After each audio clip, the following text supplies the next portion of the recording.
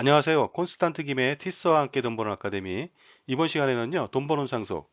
재산이라고는 아파트 두 채밖에 없는데 상속세를 대비할 필요가 있을까요? 하는 질문에 대한 답변을 해드리도록 하겠습니다. 많은 분들이 요새 상속세가 걱정이라고 말씀을 많이 하십니다. 왜냐하면은 뭐 아파트 가격도 올라갔고 부동산 가격도 올라가고 뭐 전반적으로 다 올라가다 보니까 자기도 혹시 상속세에 폭탄을 맞는 것이 아닌가 하고 생각하는 분이 많이 계신데요. 너무 걱정할 건 아닙니다. 왜냐면요. 배우자와 자녀가 있는 경우 상속재산이 10억 원 이내라면 상속세는 한 푼도 나오지 않습니다. 그리고요. 만약에 배우자가 없다. 이럴 경우에 사별을 하거나 뭐 아니면 이혼을 하거나 이런 경우가 되겠죠. 배우자가 없는 경우에는 좀 조심해야 될 것 같습니다. 5억 원 이내일 경우만 상속세가 없다는 거죠.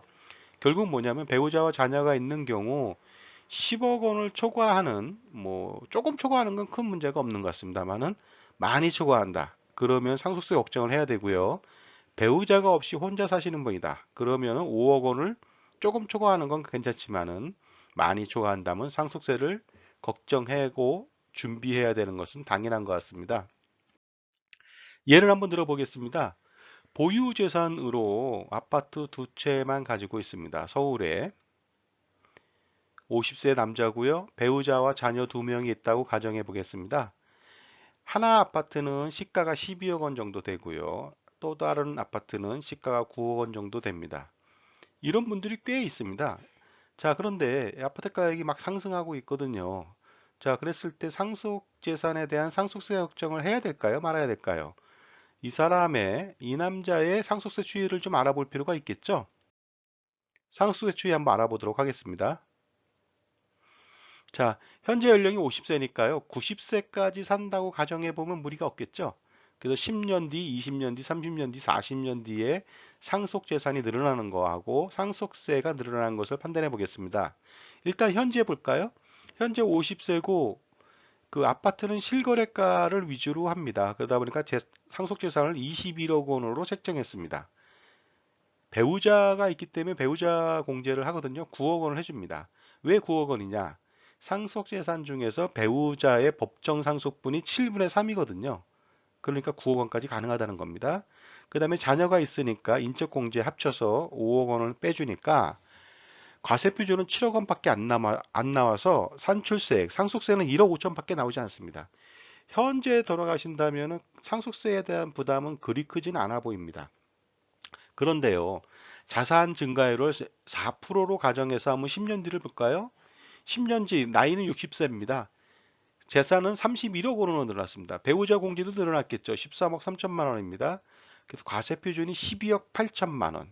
세율 구간이 전에는 30%였는데 이제 40%로 떴습니다. 산출세액은 3억 5천만 원이니까 좀 부담스럽죠. 근데 중요한 건 60세에 돌아가실 확률이 별로 없다는 거죠. 그래서 10년 더 버텨보겠습니다. 20년 뒤에는 70세가 되고요. 자산은 4%로 상승하면 46억까지 올라갑니다. 배우자 공제도 뭐 거기에 맞춰서 19억 7천만 원을 공제해 줍니다. 그래서 가세 표준은 21억 3천만 원, 상속세는 6억 9천만 원 정도가 나옵니다. 이때는 정말 세금 낼 금액이 너무 많아갖고 부담스럽겠죠. 30년이 지난 80세 시점에는요, 자산은 68억 원으로 상승하고요. 배우자 공제가 그나마 있습니다. 29억 2천만 원까지 해줍니다. 68억 원에 7분의 3까지 해주거든요. 그래서 과세 표준은 33억 9천만 원. 이제 상속세율은 50%가 됩니다. 그래서 상속세는 12억 4천만 원이 발생하게 되겠습니다. 40년 뒤 아주 현실적이죠. 90세가 되는 시점에는요, 4%씩 상승한다면 101억이 됩니다. 배우자 공제는요, 30억을 초과하기 때문에 한도가 30억이거든요. 30억까지만 빼줍니다. 그러면 가세 표준은 60억 8천만 원이고요. 산출세액은 28억 8천만 원.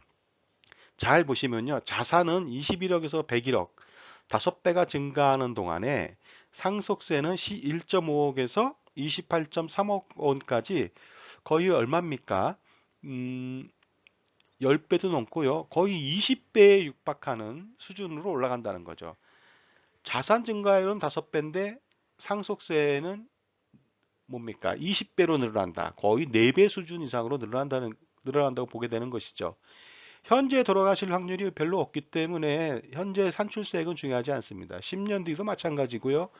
20년, 30년 시간이 지날수록 죽을 확률이 조금씩 높아집니다만은 보통 우리나라 남자가 커다란 지병이 없다면 40년 정도 더 산다. 그러면 세금은 28억 3천만 원이라는 거죠. 이거 현금으로 준비할 수 없겠죠? 굉장히 좀 난감한 지경에 빠질 것 같습니다. 그래서 상속세라는 것은 현재도 중요하지만 미래가 더 중요합니다. 미래 가치를 보고서 미래의 상속세 추이를 반드시 본 다음에 준비를 미리 해주는 것이 좋겠죠.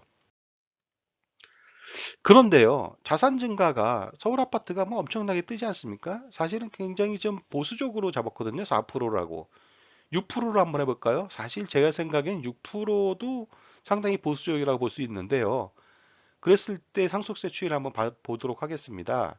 현재는 동일하죠. 1억 5천만 원 나오고요. 10년 뒤에는 자산이 38억 원으로 급증합니다.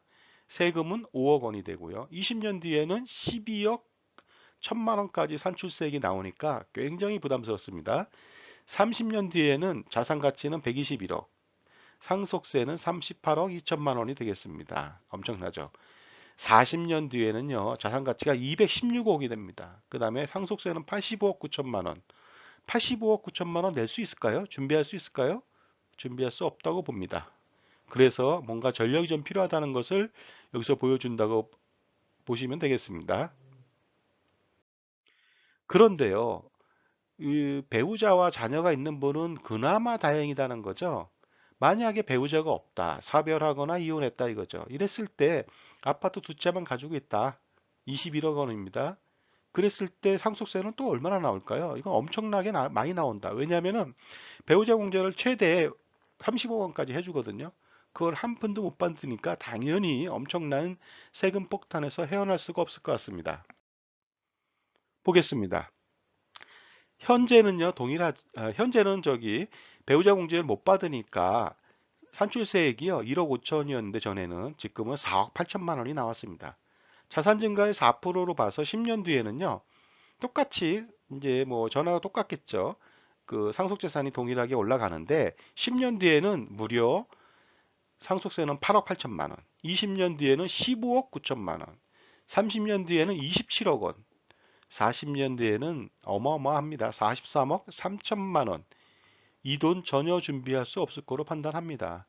별도의 금융자산이 많지 않고서는 이러한 상속세를 낼 수가 없다는 것이 되겠습니다. 그것이 가장 큰 딜레마라고 볼 수가 있습니다. 특히 배우자가 없을 때는요, 배우자 공제 최저 5억 원에서 30억 원을 한 푼도 받지 못하니까 상속세 폭탄이 예견될 수밖에 없습니다. 그런데요, 엎친 데 덮친 격으로요, 배우자도 없는데 자산 증가는 6%로 상승한다고 가정해 볼까요? 그러면요, 10년 뒤에는 무려 11억 7천만 원, 20년 뒤에는 26억 6천만 원, 30년 뒤에는 53억 2천만 원, 40년 뒤에는 100억이 넘습니다. 100억 9천만 원이 됩니다. 이 돈 전혀 준비할 수 없습니다. 그리고요, 서울의 아파트잖아요. 과연 매년 4%, 6%씩 상승한다고 가정한 것이 합리적일까요? 제가 볼 땐 굉장히 보수적이라고 볼 수 있거든요. 그러니까 이보다 더 큰 일이 발생할 수도 있습니다. 그리고요, 현재는 배우자와 같이 살지만 세금이 상대적으로 좀 적을 수가 있겠죠.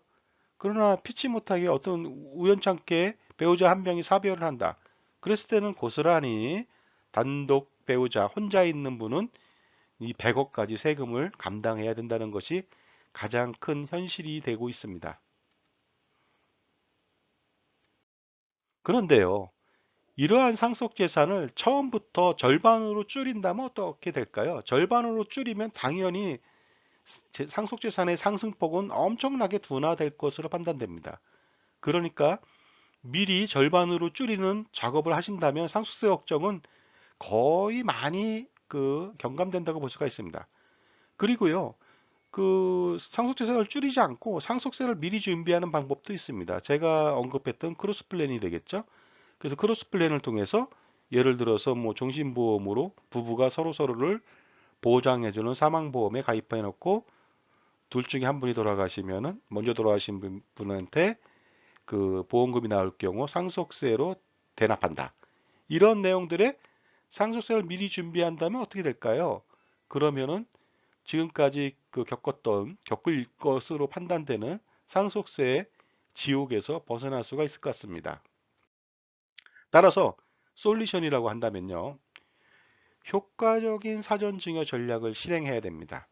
효과적인 사전증여 전략이라고 하는 것은 어떤 재산인가, 언제, 누구에게, 무엇을, 왜 이런 방식의 어떤 증여 전략을 세워야만 같은 증여를 하더라도 증여세를 절세하면서 동시에 상속세도 절세할 수가 있습니다. 그리고요, 크로스플랜 같이 상속세 제한 마련 전략을 50세인 사람, 60세인 사람은 아직까지 준비할 가능성이 높습니다. 준비가 가능하다는 거죠. 하지만 70세, 80세 전혀 준비할 수 없습니다. 따라서 가장 경제적으로 적은 돈으로 상속세를 준비하는, 상속세는 비용이거든요. 확정된 비용을 미리 준비하는 전략 또한 동시에 이루어졌으면 좋겠습니다. 자, 지금까지요. 돈 버는 상속, 재산이라고는 아파트 두 채밖에 없는데 상속세를 대비할 필요가 있을까요? 반드시 있다고 봅니다. 컨스탄트 김의 티스와 함께 돈 버는 아카데미를 마치겠습니다. 감사합니다.